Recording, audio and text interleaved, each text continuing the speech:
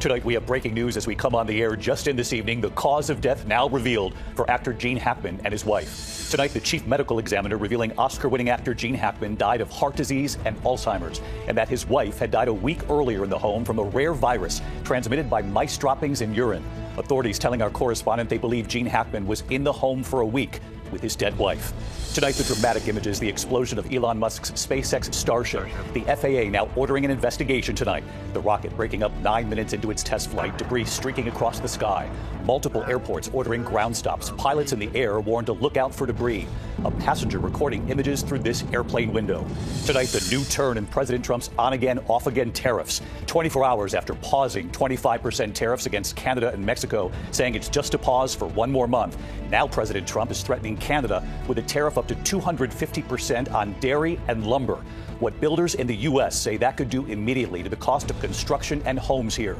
At this hour, we're following a case making national headlines for the first time in 15 years. A death row inmate set to face a firing squad instead of lethal injection or the electric chair. He chose the firing squad.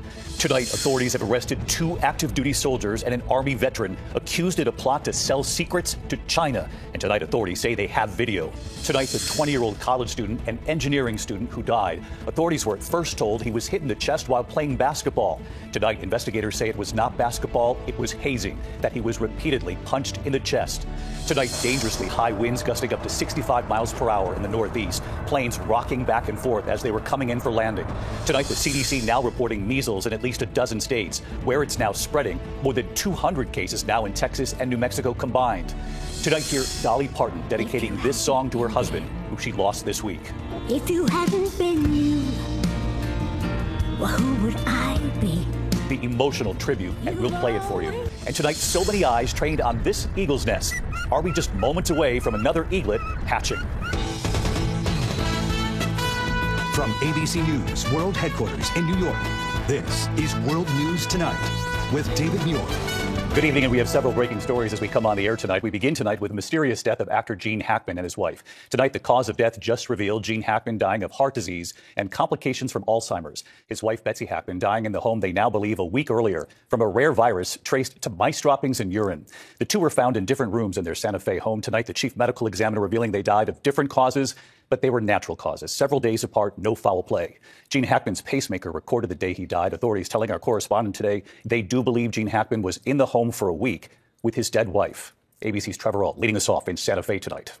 Tonight, New Mexico authorities with tragic revelations to a week-long mystery, saying Gene Hackman died of heart disease and complications from Alzheimer's, likely a week after his wife Betsy died of the rare, deadly disease hantavirus. The cause of death for Mr. Gene Hackman, aged 95 years, is hypertensive and atherosclerotic cardiovascular disease, with Alzheimer's disease as a significant contributory factor. The cause of death for Miss Betsy Hackman, aged 65 years, is hantavirus pulmonary syndrome. Hantavirus is transmitted to humans by mice. There's been less than 900 cases since the CDC started tracking it in 1993. Hantavirus can be transmitted to people through rodent urine, droppings, or saliva. The couple, married for 30 years, were found dead inside their Santa Fe home by a neighborhood caretaker February 26th. Hackman found in the mudroom, appearing to have suddenly fallen. Betsy in the bathroom with pills scattered on the counter, her body further decomposed than her husband's. Based on the circumstances, it is reasonable to conclude that Ms. Hackman passed away first, with February 11th being the last time that she was known to be alive. Officials say pacemaker data indicates Hackman likely died February 18th. Does this mean Gene Hackman was likely home with his deceased wife for a week before he passed away himself? Yes, I would assume that is the case. Investigators also revealed tragic details of why one of the couple's dogs also died in a crate at the home. There was a procedure that was done with the dog, which may explain why the dog was in a crate. It marks a heartbreaking end to a legendary life for two-time Oscar winner Gene Hackman.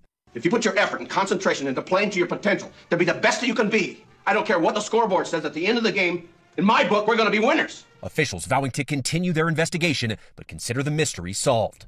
So let's bring in Trevor Ault tonight. And Trevor, so many people following this. Bottom line here tonight, authorities believe Betsy Hackman died of that rare virus, hantavirus, and they believe that Gene Hackman died of heart disease and complications of Alzheimer's, and that he was alive in the home for a week after his wife died.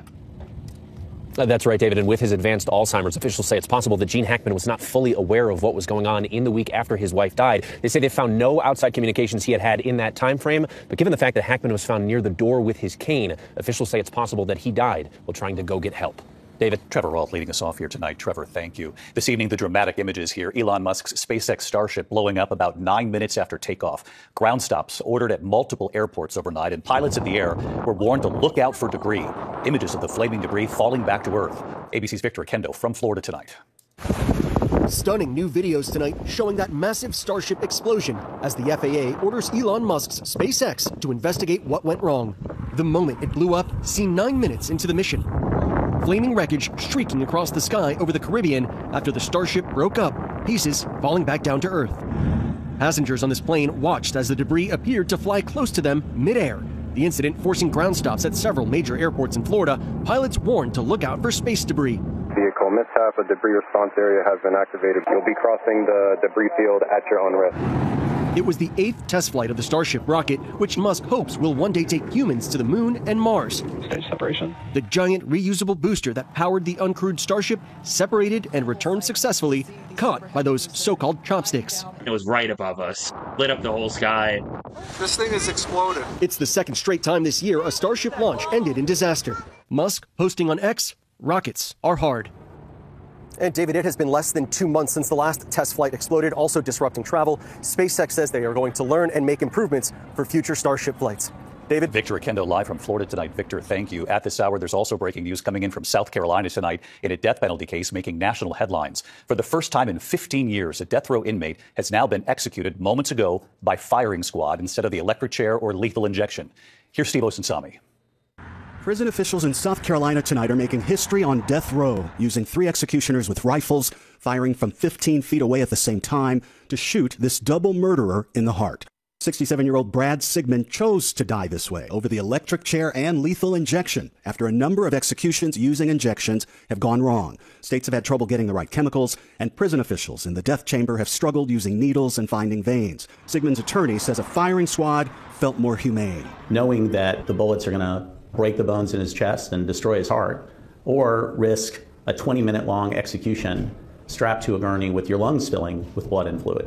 Now, this is an impossible choice. Across America, nearly 24 states have a death penalty, and most of them are still by lethal injection. But now 5 states allow firing squads.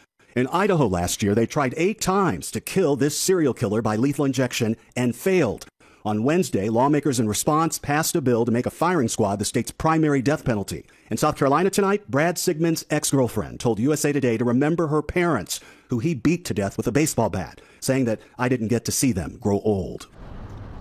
Executions by lethal injection can sometimes take hours. By comparison, a firing squad is just minutes.